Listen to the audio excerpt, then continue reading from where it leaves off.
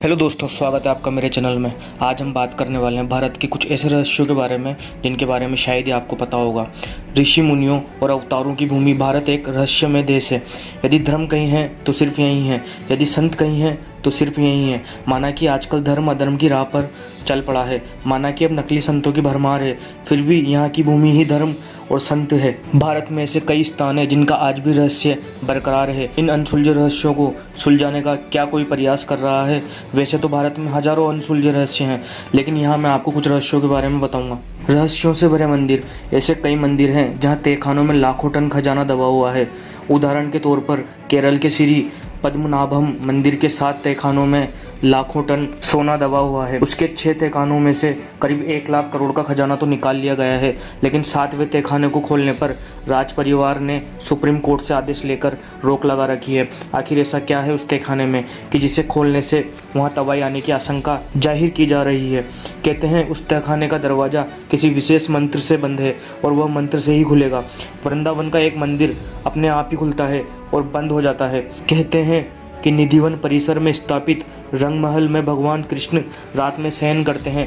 रंग महल में आज भी प्रसाद के तौर पर माखन मिश्री रोजाना रखा जाता है। सोने के लिए पलंग भी लगाया जाता है। सुबह जब आप इन बिस्तरों को देखें तो साफ पता चलेगा कि रात में यहाँ जरूर कोई सोया था और प्रसाद भी ग्रहण कर चुका है। इतना ही नहीं, अंधेरा होते ही इस मंदिर के दरवाजे अपने आप बंद हो जाते हैं। इसीलिए मंदिर के पुजारी अंधेरा होने से पहले ही मंदिर में पलंग और प्रसाद की व्यवस्था कर देते हैं। मान्यता के अनुसार यहाँ रात के समय कोई नहीं रहता, इंसान छोड़िए पशु पक्षी भी नहीं।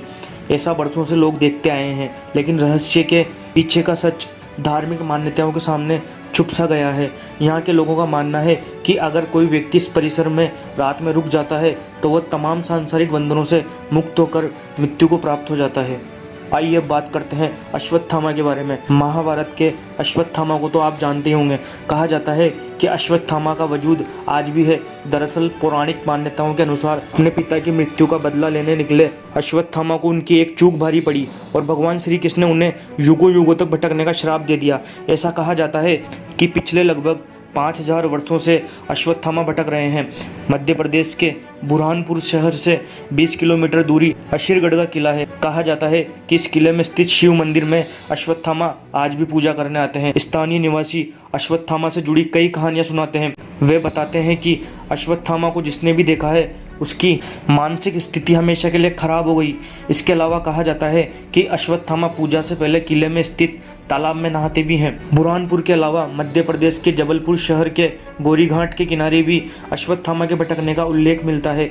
स्थानीय निवासियों के अनुसार कभी कभी वे अपने मस्तक के घाव से बहते खून को रोकने के लिए हल्दी और तेल की मांग भी करते हैं। इस संबंध में हालांकि स्पष्ट और प्रमाणित आज तक कुछ भी नहीं मिला। आइए अब बात करते हैं समुद्र के नीचे द्वारिका के बारे में। गुजरात के तट पर भगवान श्री कृष्ण की बसाई हुई नगरी यानी द्वारिका, इस जगह का धार्मिक महत्व तो है ही, लेकिन रहस्य भी कम नहीं है। कहा जाता है कि कृष्ण की मृत्यु के साथ उनकी बसाई हुई यह नगरी समुद्र में डूब गई। आज भी यहाँ उस नगरी के अवशेष मौजूद हैं, लेकिन प्रमाण आज तक नहीं मिल सका कि यह क्या है। विज्ञान इसे महाभारत कालीन निर्माण नहीं मानता। काफी समय से जाने माने शोधकर्ताओं ने यहाँ पुराणों में वर्णित द्वारिका के रहस्य का पता लगाने का प्रयास किया, लेकिन वैज्ञानिक तथ्यों पर आधारित कोई भी अध्ययन कार्य अभी तक पूरा नहीं किया गया। 2005 में द्वारिका के रहस्यों से पर्दा उठाने के लिए अभियान शुरू किया गया था। इस अभियान में भारतीय नौसेना ने भी मदद की। अभियान के दौरान समुद्र की गहराई में कटे छटे पत्थर मिले और यहाँ से लगभग 200 अन्य नमूने भी एकत्रित किए, लेकिन आज तक यह तय नहीं हो पाया कि यह वही नगरी है अथवा नहीं जिसे भगवान श्री कृष्ण ने बसाया था। आज भी वहाँ वैज्ञानिक स्कूबा डाइविंग के जरिए समंदर की गहराइयों में कैद इन रहस्यों को सुलझाने में लगे हैं। अब आते हैं कैलाश पर्वत के बारे में। इसे दुनिया का सबसे बड़ा रहस्यमयी पर्वत माना जाता है। यहाँ अच्छी आत्माएं ही रह सकती है। इसे अप्राकृतिक शक्तियों का केंद्र माना जाता है। यह पर्वत पिरामिड नुमा आकार का है। वैज्ञानिकों के अनुसार यह धरती का केंद्र है। यह एक ऐसा भी केंद्र है जिसे एक्सिस मुंडी कहा जाता है। एक्सिस मुंडी यानी कि दुनिया की नाभि, यह आकाशीय ध्रुव और भौगोलिक ध्रुव का केंद्र। यह आकाश और पृथ्वी के बीच संबंध का एक बिंदु है जहां 10 दिशाएं मिल जाती है। रशिया के वैज्ञानिकों के अनुसार एक्सिस मुंडी वह स्थान है जहां अलौकिक शक्ति का प्रवाह होता है और आप उन शक्तियों के साथ संपर्क कर सकते हैं। कैलाश पर्वत की संरचना कंपास के 4 दिक् बिंदुओं के समान है और एकांत स्थान पर स्थित है जहाँ कोई भी बड़ा पर्वत नहीं है। कैलाश पर्वत पर चढ़ना निषिद्ध है, पर 11वीं सदी में एक तिब्बती बौद्ध योगी मिलारेपा ने इस पर चढ़ाई की थी। रशिया के वैज्ञानिकों की यह रिपोर्ट यूएन स्पेशियल मैगजीन के 2004 के जनवरी अंक में प्रकाशित हुई थी। कैलाश पर्वत 4 महान नदियों के स्रोतों से घिरा है, सिंध, ब्रह्मपुत्र, सतलुज और कर्णाली या घाघरा, तथा 2 सरोवर इसके आधार हैं। पहला मानसरोवर जो दुनिया की शुद्ध पानी की उच्चतम झीलों में से एक है और जिसका आकार सूर्य के समान है, तथा राक्षस झील जो दुनिया की खारे पानी की उच्चतम झीलों में से एक है और जिसका आकार चंद्र के समान है। ये दोनों झीलें सौर और चंद्र बल को प्रदर्शित करती है, जिसका संबंध सकारात्मक और नकारात्मक ऊर्जा से है। जब दक्षिण से देखते हैं तो एक स्वास्तिक चिन्ह वास्तव में देखा जा सकता है। कैलाश पर्वत और उसके आसपास के वातावरण पर अध्ययन कर चुके रशिया के वैज्ञानिकों ने जब तिब्बत के मंदिरों में धर्मगुरुओं से मुलाकात की तो उन्होंने बताया कि कैलाश पर्वत के चारों ओर एक अलौकिक शक्ति का प्रवाह है, जिसमें तपस्वी आज भी आध्यात्मिक गुरुओं के साथ टेलीपैथिक संपर्क करते हैं। यह पर्वत मानव निर्मित एक विशालकाय पिरामिड है जो 100 छोटे पिरामिडों का केंद्र है। रामायण में भी इसके पिरामिड नुमा होने का उल्लेख मिलता है। आइए अब जानते हैं सोन भंडार गुफा के बारे में। बिहार के राजगीर में छुपा है मौर्य शासक बिंबिसार का अमूल्य स्वर्ण भंडार। बिहार का एक छोटा सा शहर राजगीर जो कि नालंदा जिले में स्थित है, कई मायनों में महत्वपूर्ण माना जाता है।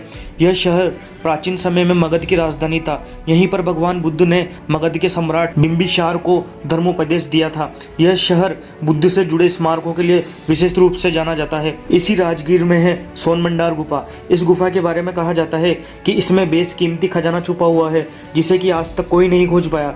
यह खजाना मौर्य शासक बिंबिसार का बताया जाता है। हालांकि कुछ लोग इसे पूर्व मगध सम्राट जरासंध का भी बताते हैं। आइए अब बात करते हैं जतिंगा गांव के बारे में। असम में स्थित यह गांव पक्षी आत्महत्याओं की घटनाओं के लिए सुर्खियों में बना हुआ है।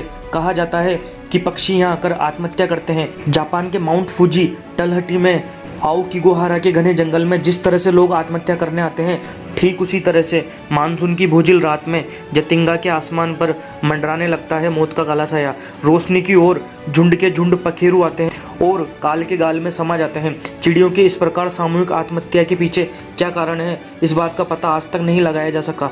इस बात का पता लगाने के लिए कई शोध हो चुके हैं, परंतु प्रकृति के इस गूढ़ रहस्य के बारे में अभी भी ठोस रूप से कुछ नहीं कहा जा सकता। अब जानते हैं तिब्बत के यमद्वार के बारे में। प्राचीन काल में तिब्बत को त्रिविष्टप कहते थे। यह अखंड भारत का ही हिस्सा हुआ करता था। तिब्बत को चीन ने अपने कब्जे में ले रखा है। तिब्बत में दार्चेन से 30 मिनट की दूरी पर यह यम का द्वार है। यम का द्वार पवित्र कैलाश पर्वत के रास्ते में पड़ता है।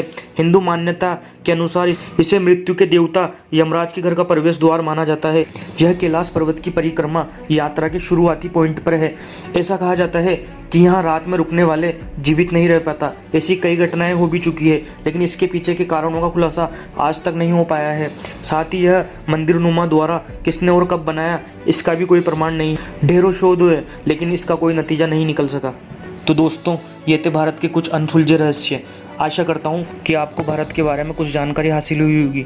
तो दोस्तों, वीडियो को लाइक करना, शेयर करना और कमेंट करके बताना कि आपको वीडियो कैसी लगी और आपको किस टॉपिक पर वीडियो चाहिए। Thank you.